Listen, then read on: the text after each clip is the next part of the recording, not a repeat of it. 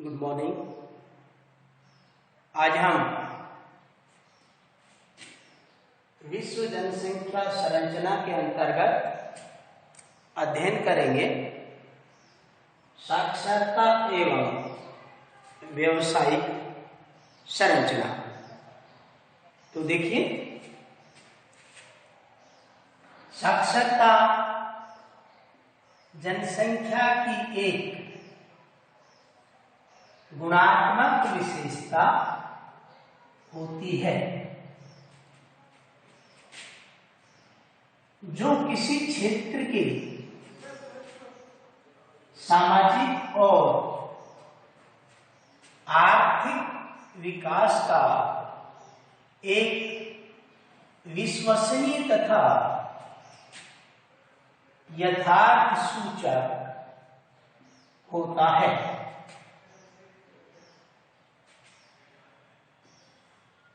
विश्व स्तर पर साक्षरता दर में अत्यधिक भिन्नता पाई जाती है। अर्थात विश्व स्तर की हम बात करें तो कुछ देश ऐसे हैं जहां पर बहुत कम साक्षरता दर पाई जाती है, तो कुछ देश ऐसे हैं जहां बहुत अधिक साक्षरता पाई जाती है। कुछ देश ऐसे हैं जिनमें 100% साक्षरता भी पाई जाती है। तो अलग अलग देशों में साक्षरता का जो प्रतिशत है वो अलग अलग है। तो आगे देखिए, साक्षरता दर कुल जनसंख्या के उस प्रतिशत को व्यक्त करती है जिसमें 7 वर्ष तथा उससे अधिक आयु के लोग दैनिक जीवन में पढ़ तथा लिखकर एक दूसरे को समझ व समझा सके। तो देखिए, साक्षरता दर कुल जनसंख्या के उस प्रतिशत को व्यक्त करती है जिसमें 7 वर्ष या उससे अधिक आयु के लोग दैनिक जीवन में पढ़कर या लिखकर एक दूसरे को समझ और समझा सके, यानी खुद समझ सकें और अगले को, सामने वाले को समझा सके, उसे हम साक्षरता कहते हैं। या साक्षरता को हम इस प्रकार परिभाषित कर सकते हैं कि 7 वर्ष या उससे अधिक उम्र का वह व्यक्ति जो किसी भी भाषा को पढ़कर, लिखकर खुद समझ सके और सामने वाले को समझा सके, उसे हम साक्षर कहेंगे। तो साक्षरता जो है वो अलग अलग देशों में अलग अलग पाई जाती है। तो देखिए, कुछ देशों में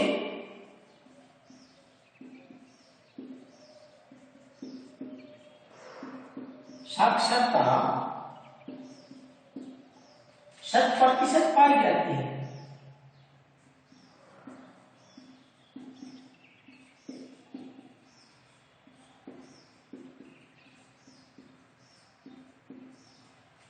जो एक तरह से हम कहें विकसित देश हैं, उन विकसित देशों में साक्षरता की दर जो है वो 100% पाई जाती है।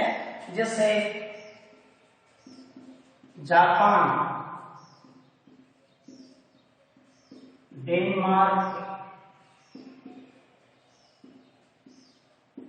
फिनलैंड, नॉर्वे आदि देशों में 100% साक्षरता पाई जाती है। साक्षरता के विषय में यदि हम अपने भारत देश की बात करें तो 2011 की जनगणना के अनुसार भारत की औसत साक्षरता दर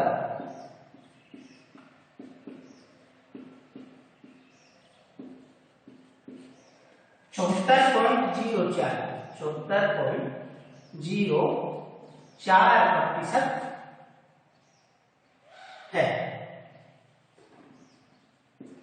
और भारत के अंतर्गत यदि हम बात करें कि सबसे अधिक साक्षरता किस राज्य की है, तो केरल की है। भारत में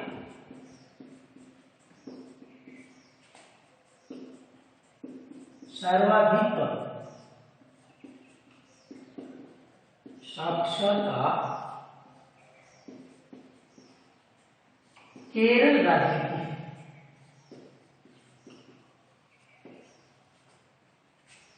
कितनी है? 93.91%।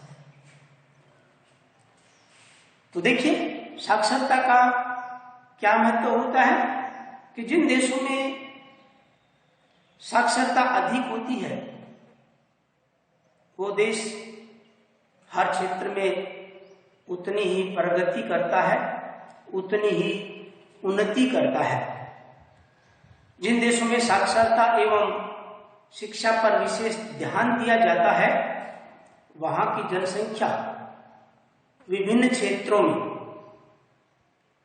चाहे वो सामाजिक क्षेत्र हो, आर्थिक क्षेत्र हो, राजनीतिक क्षेत्र हो, सभी क्षेत्रों में उन्नति और विकास करती है। विश्व स्तर पर सभी देशों की सरकारें इस ओर विशेष ध्यान दे रही हैं, प्रयत्नशील हैं, क्योंकि किसी भी देश की उन्नति का जो आधार है वो साक्षरता है। और जो अपने मानव विकास की रिपोर्ट तैयार की जाती है उसमें भी साक्षरता का अहम महत्वपूर्ण स्थान होता है। साक्षरता को उसमें विशेष प्राथमिकता दी जाती है कि साक्षरता जो है वो उस देश के विकास का आधार होती है। तो साक्षरता के द्वारा जनसंख्या के गुणात्मक पहलुओं का अध्ययन किया जाता है। यह है उस प्रदेश के सामाजिक और आर्थिक विकास का विश्वसनीय तथा यथार्थ सूचक होती है। और जैसा कि हमने बताया कि विश्व स्तर पर यदि हम अध्ययन करें तो साक्षरता दर जो है वो भिन्न भिन्न पाई जाती है। तो वास्तव में साक्षरता गरीबी उन्मूलन के लिए अर्थात गरीबी को मिटाने के लिए, जहां जितना कम साक्षरता प्रतिशत होगा वहां गरीबी उतनी ही अधिक पाई जाएगी। तो गरीबी उन्मूलन के लिए कृषि विकास के अंतर्गत अंतरराष्ट्रीय संबंधों के लिए साक्षरता आवश्यक है। इसलिए साक्षरता जनसंख्या के प्रजनन, मृत्यु दर, गत्यात्मकता तथा व्यवसाय आदि पक्षों को भी प्रभावित करती है। तो हम कह सकते हैं कि साक्षरता जो है वो किसी देश की उन्नति का आधार होती है। अब हम अध्ययन करेंगे कि साक्षरता दर को कौन कौन से कारक प्रभावित करते हैं, अर्थात साक्षरता दर को प्रभावित करने वाले कारक कौन कौन से हैं। साक्षरता दर को प्रभावित करने वाले कारक नंबर 1 पहला है आर्थिक विकास का स्तर। जैसा कि अभी आपको बताया था कि साक्षरता जो है वो किसी देश के आर्थिक विकास का आधार होती है। जिन देशों में साक्षरता का प्रतिशत अधिक पाया जाता है वहां की जो जनसंख्या है, वहां का जो विकास है वो उतना ही अधिक पाया जाता है, और साक्षरता जहाँ पर निम्न स्तर की होती है तो वहाँ पर विकास भी उस देश का, उस क्षेत्र का आर्थिक विकास भी निम्न स्तर का पाया जाता है। दूसरा है नगरीकरण जीवन स्तर। जैसा कि कल वाले वीडियो में पढ़ा था कि नगरों का जो जीवन स्तर है वो ग्रामीण क्षेत्रों की अपेक्षा उच्च स्तर का होता है, क्योंकि गांव की अपेक्षा नगरों में साक्षरता प्रतिशत अधिक पाया जाता है, शिक्षा की अच्छी सुविधा होती है, साक्षरता प्रतिशत उन क्षेत्रों में अधिक होता है। तो जिन देशों में नगरीकरण अधिक है, अधिकांश जनसंख्या नगरों में निवास करती है, वहां की साक्षरता का प्रतिशत अधिक पाया जाता है। तो हम कह सकते हैं कि नगरीकरण का जीवन स्तर जो है उसको साक्षरता प्रभावित करती है। तीसरा पॉइंट है अपना महिलाओं की सामाजिक स्थिति। जहां पर जिन देशों में साक्षरता का प्रतिशत अधिक पाया जाता है वहां पर महिलाओं की जो सामाजिक स्थिति है वो भी उत्तम स्तर की पाई जाती है। जैसे यदि हम बात करें कि विकसित जो राष्ट्र हैं उनमें साक्षरता का जो प्रतिशत है वो 100% की हम बात कर रहे थे, तो वहां पर महिलाओं की जो स्थिति है वो विकासशील देशों की भांति दयनीय नहीं है। वहां पर महिलाओं को भी पुरुषों के समकक्ष अधिकार प्राप्त हैं। तो हम कह सकते हैं कि साक्षरता जो है वो महिलाओं की सामाजिक स्थिति में सुधार का आधार केंद्र होता है। अगला है विभिन्न सुविधाएं तथा सरकारी नीतियां। कि साक्षरता जो है वो अनेक प्रकार की सुविधाओं के लिए, सरकार की नीतियों के लिए भी बहुत महत्वपूर्ण मानी जाती है। तो इस प्रकार से ये जो कारक हैं वो साक्षरता दर को प्रभावित करते हैं। तो सारांश के रूप में हम कह सकते हैं कि साक्षरता जिन देशों में अधिक होगी वो देश उतनी ही ज्यादा उन्नति और विकास की ओर अग्रसर होंगे। तो खास करके जो विकासशील देश हैं उनको इस ओर विशेष ध्यान देने की आवश्यकता है। तो इसके उपरांत आज हम चर्चा करेंगे व्यावसायिक संरचना की। व्यावसायिक संरचना की मानव जो है वो किस प्रकार के व्यवसायों में संलग्न है। व्यावसायिक संरचना किसी निश्चित आर्थिक क्रियाकलाप के अंतर्गत जुड़ी हुई सक्रिय जनसंख्या के आनुपातिक विवरण को जनसंख्या की व्यावसायिक संरचना कहते हैं। अर्थात जनसंख्या जो संरचना है वो किसी निश्चित आर्थिक क्रियाकलाप अर्थात अपने जीवन यापन के लिए किस प्रकार के कार्यों पर निर्भर है, किस प्रकार के कार्य वो करती है, उसका व्यवसाय कहा जाता है कि उसका काम धंधा क्या है। तो इस आधार पर हम व्यवसायों का वर्गीकरण करेंगे। व्यवसायों का वर्गीकरण। तो सबसे पहले हम लेते हैं प्राथमिक व्यवसाय। इनका हम थोड़ा थोड़ा अध्ययन करेंगे क्योंकि आगे इनके हर व्यवसाय का एक अलग अध्याय आएगा। तो देखिए सबसे पहले प्राथमिक व्यवसाय जो है उस व्यवसाय के अंतर्गत प्रकृति प्रदत्त जैसे संसाधनों, भूमि, जल, वनस्पति, खनिज पदार्थ आदि का सीधा उपयोग करके मानव अपनी आवश्यकताओं की पूर्ति करता है, उसको हम प्राथमिक व्यवसायों के अंतर्गत शामिल करते हैं।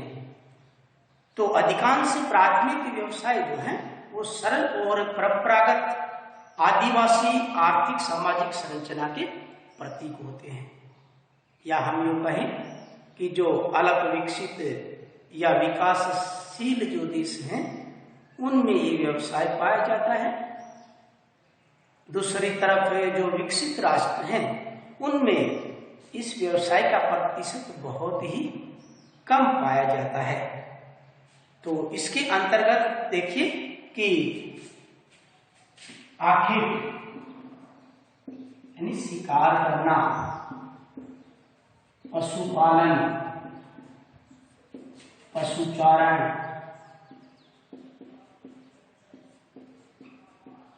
खनन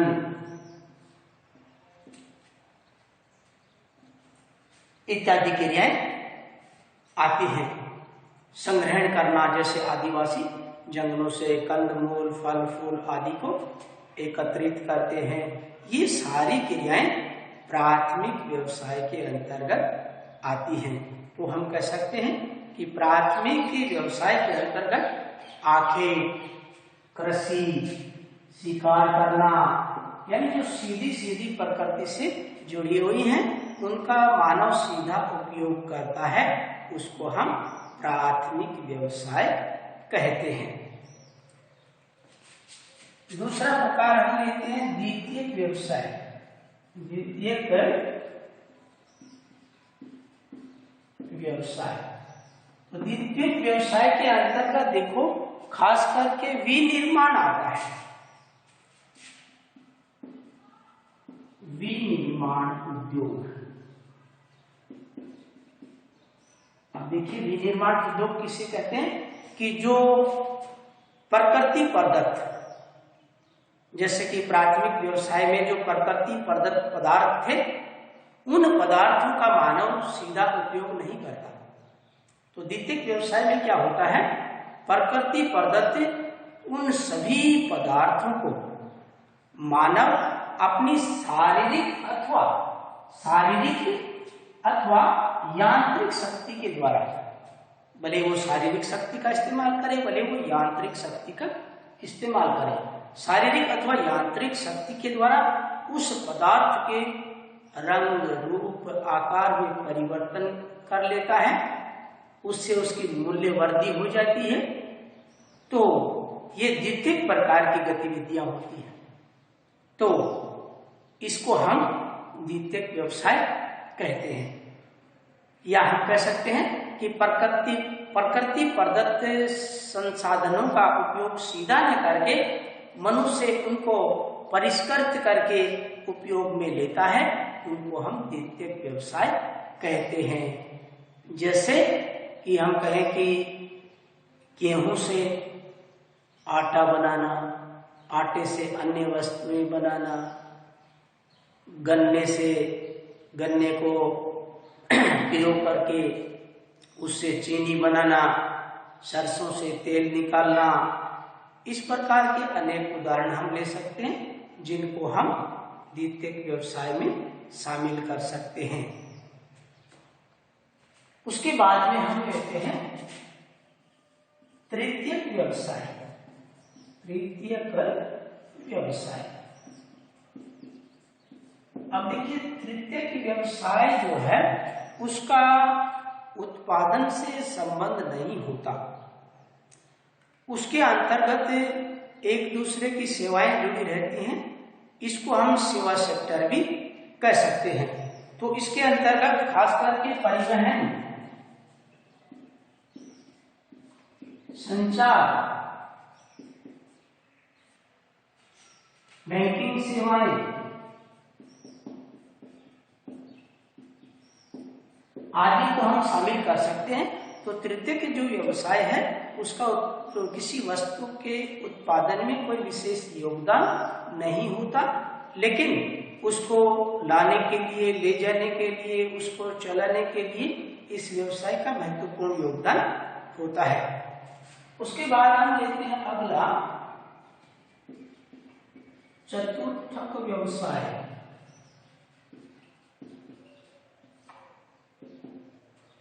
तो चतुर्थक व्यवसाय जो है वो बौद्धिकतापूर्ण व्यवसाय है, जिसका कार्य शोध करना, चिंतन करना, अनुसंधान करना, बड़ी बड़ी खोजें करना, अध्यापन तथा विचारों का विवरण करना आदि।